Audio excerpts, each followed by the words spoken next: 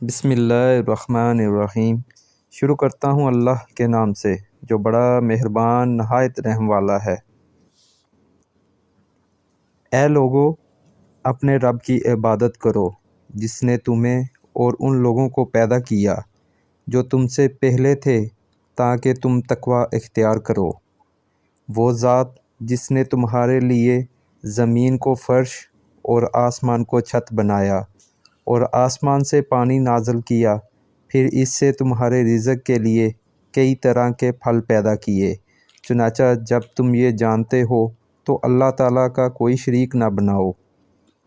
اور اگر تم اس بارے میں شک میں ہو جو ہم نے اپنے بندے پر نازل کیا ہے تو اس جیسی ایک صورت ہی لے آؤ اور اللہ تعالیٰ کے سوا اپنے حمایتیوں کو بھی بلا لاؤ اگر تم سچے ہو۔ پھر اگر تم نے نہ کیا اور تم ہرگز نہ کر سکو گے تو اس آگ سے ڈرو جس کا ایندھن انسان اور پتھر ہوں گے جو کافروں کے لیے تیار کی گئی ہے۔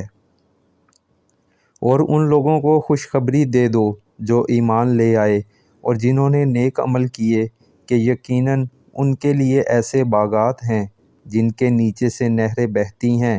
جب کبھی ان میں سے کوئی پھل انہیں کھانے کو دیا جائے گا تو وہ کہیں گے یہ وہی پھل ہے جو اس سے پہلے بھی ہمیں دیے گئے تھے، اور انہیں ایک دوسرے سے ملتا جلتا دیا جائے گا، اور ان کے لیے وہاں پاکیزہ بیویاں ہوں گی اور وہ اس میں ہمیشہ رہنے والے ہیں۔ یقیناً اللہ تعالیٰ اس سے نہیں شرماتا کہ وہ مچھر یا اس سے بھی اوپر کسی چیز کی مثال بیان کرے۔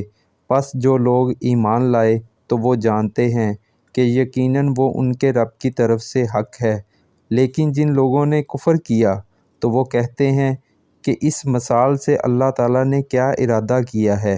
اللہ تعالیٰ اس کے ذریعے بہت سوں کو گمراہ کرتا ہے اور بہت سوں کو ہدایت دیتا ہے۔ وہ اس کے ساتھ فاسقوں کے سوا کسی کو گمراہ نہیں کرتا۔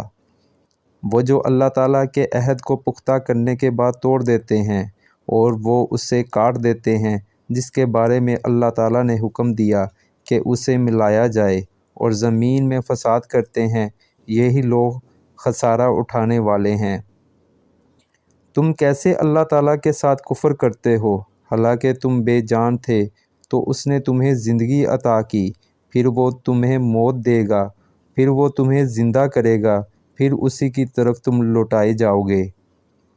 وہی ہے جس نے تمہارے لیے وہ سب کچھ پیدا کیا جو زمین میں ہے، پھر اس نے آسمان کی طرف توجہ فرمائی، پس اس نے ان کو درست کر کے 7 آسمان بنا دیے۔ وہ ہر چیز کو خوب جاننے والا ہے۔